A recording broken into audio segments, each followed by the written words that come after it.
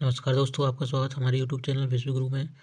दोस्तों, railway exam, NTPC, ALP, JE, इन सब में सामान्य विज्ञान क्वेश्चन पूछे जाते हैं। जो हमारी इस वीडियो में सामान्य ज्ञान के कुछ क्वेश्चन हैं, सामान्य विज्ञान के कुछ क्वेश्चन हैं। आइए शुरू करते हैं पहले क्वेश्चन से।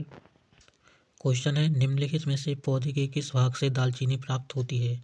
तो दालचीनी जो एक पदार्थ होता है, दालचीनी घरों में भी यूज होती है, जो कि किससे प्राप्त होती है ये हमें बताना है।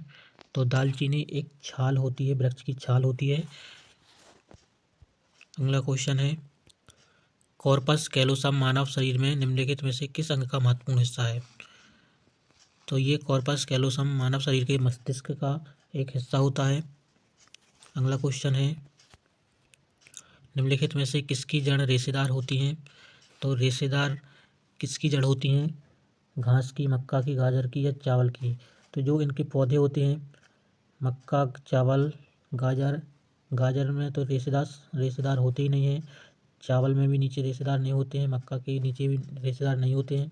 जो घास फूस होती हैं, इनकी जड़ें रेशेदार होती हैं। तो इसका सही आंसर होगा घास वाला। अगला क्वेश्चन है, परिपक्व शुक्राणु और अंडाणु के संबंध में निम्नलिखित में से कौन सा कथन सत्य है या सही है? तो पहला ऑप्शन है, वे दोनों लगभग एक ही आकार के होते हैं। तो इसका आंसर ये तो नहीं हो सकता कि दोनों के आकार सेम होते हैं। सेकंड ऑप्शन है, उन दोनों में गुणसूत्रों की संख्या बराबर होती है, ये हो सकता है।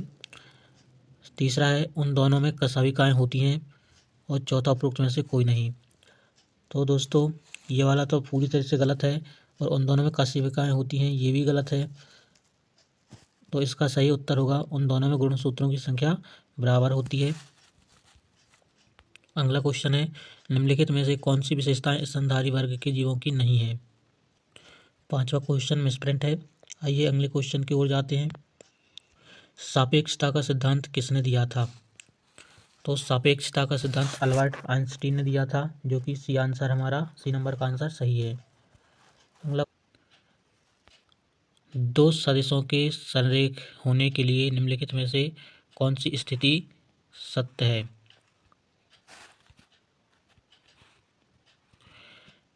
तो इसका पहला ऑप्शन है, समान परिमाण और समान दिशा समांतर सीधी रेखा के साथ कार्य करना, और ए और सी दोनों।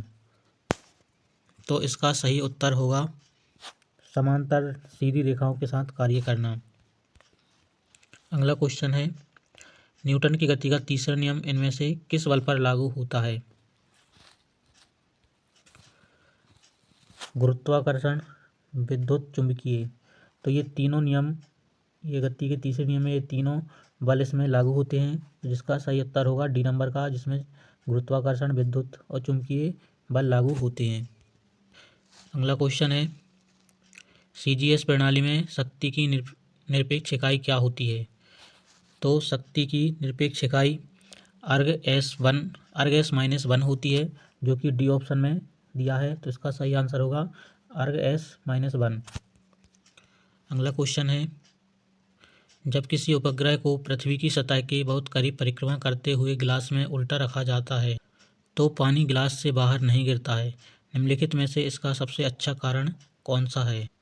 तो सब जानते हैं कि पृथ्वी में और अन्य ग्रहों में गुरुत्वाकर्षण होता है, तो इसका गुरुत्वाकर्षण के कारण ही पानी नहीं गिरता है, जिसमें पहले ऑप्शन में गुरुत्वाकर्षण का कोई कारण नहीं लिखा है, और दूसरे ऑप्शन में पानी पर पृथ्वी का आकर्षण बल उपग्रहों द्वारा बनाए, तो ये भी गलत है। सी है, गुरुत्वाकर्षण के कारण पानी और समान त्वरण होता है।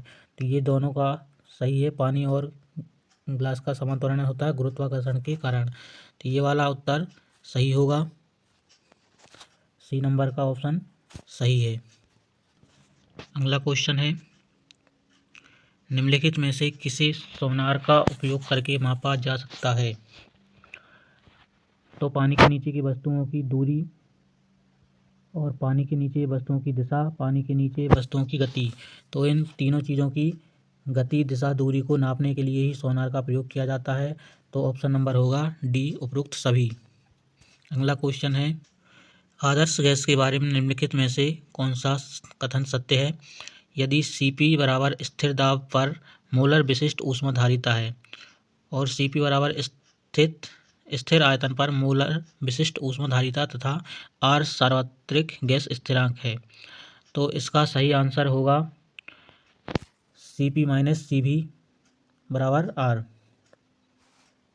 जो कि हमारे ऑप्शन नंबर सी में दिया है। अगला क्वेश्चन है, अवतल लेंस के बारे में निम्नलिखित में से कौन सा कथन सत्य है?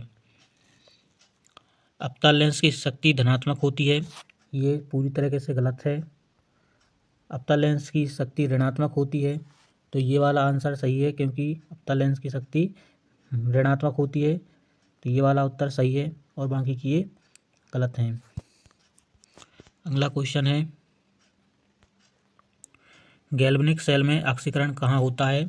गैल्वेनिक सेल में ऑक्सीकरण एनोड पर होता है, जो कि पहला ऑप्शन हमारा सही है। अगला क्वेश्चन है, निम्नलिखित में से कौन सेल विभव को दर्शाता है? तो कैथोड और एनोड के इलेक्ट्रोड विभव का योग, ये वाला। और सेकंड ऑप्शन है, कैथोड और एनोड के इलेक्ट्रोड विभव के बीच का अंतर सी नंबर का है, कैथोड और एनोड के इलेक्ट्रोड विभव के योग का आधा। तो दोनों कैथोड के बीच के अंतर को ही सेल विभव दर्शाता है, जो कि ऑप्शन नंबर बी हमारा सही होगा।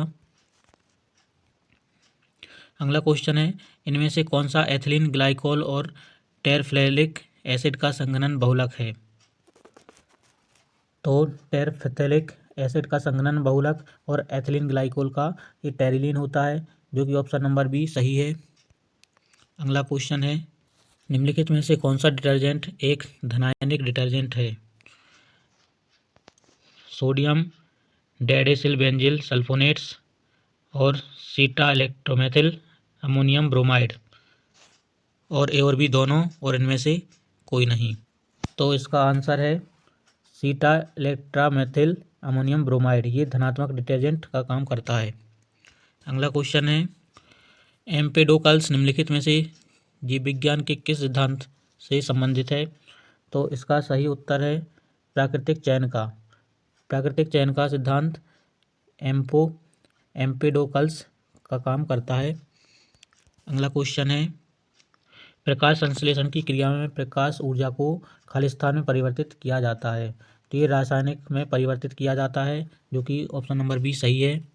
अगला क्वेश्चन है, निम्नलिखित में से कौन सा स्टेम रूपांतरण नहीं है? कोलोकेशिया का कंद, अदरक का प्रकंद, आलू का कंद, तो ये सभी हमारे स्टेम रूपांतरण हैं। बाकी ये नेपेंथेस का घड़ा, ये कोई स्थानांतरण नहीं होता है, रूपांतरण नहीं होता है। तो इसका सही आंसर होगा कि कौन सा स्टेम रूपांतरण नहीं है, तो ये वाला आंसर नेपेंथेस का घड़ा सही होगा, बाकी ये गलत है।